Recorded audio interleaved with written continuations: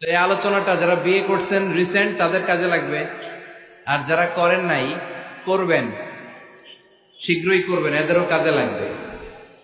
আর যারা মুরব্বী অনেক অভিজ্ঞতা ওনাদেরও কাজে লাগবে, ওনারা এটা শুনে নাতি নাত করতে শোনাতে পারবে, ঠিক কিনা?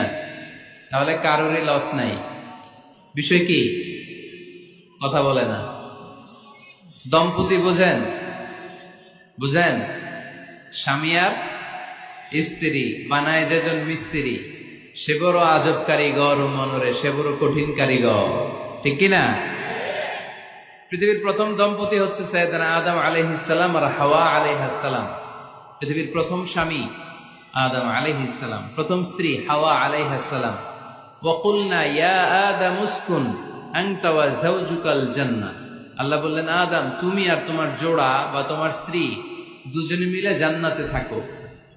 তাহলে ওনারা ছিলেন স্বামী আর স্ত্রী, ঠিক কিনা?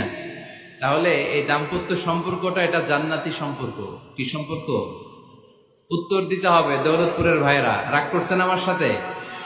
শীত লাগতেছে? উত্তর দেওয়া যাবে আওয়াজ করে? হ্যাঁ, আওয়াজ করে উত্তর দিবেন, মুখে তালা মেরে বসে থাকা যাবে না। তাহলে পৃথিবীর প্রথম স্বামীর নাম কি? আদম আলাইহিস সালাম। পৃথিবীর প্রথম স্ত্রী হাওয়া আলাইহাস সালাম। এই দাম্পত্য সম্পর্কটা বড় মধুর, বড় গভীর, বড্ড ভালোবাসা, ঠিক কিনা?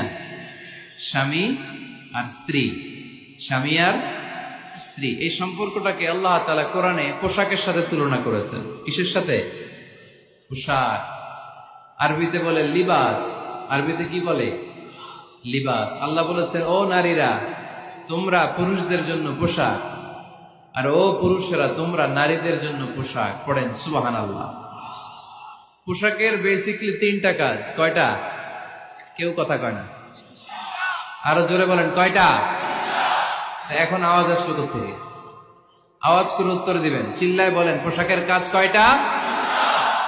এভাবে শেষ পর্যন্ত খোঁচায় যেন সাউন্ড বের করা না লাগে, স্বপ্রণোদিত ভাবে উত্তর করবেন, ক্লাসের মতো হোক।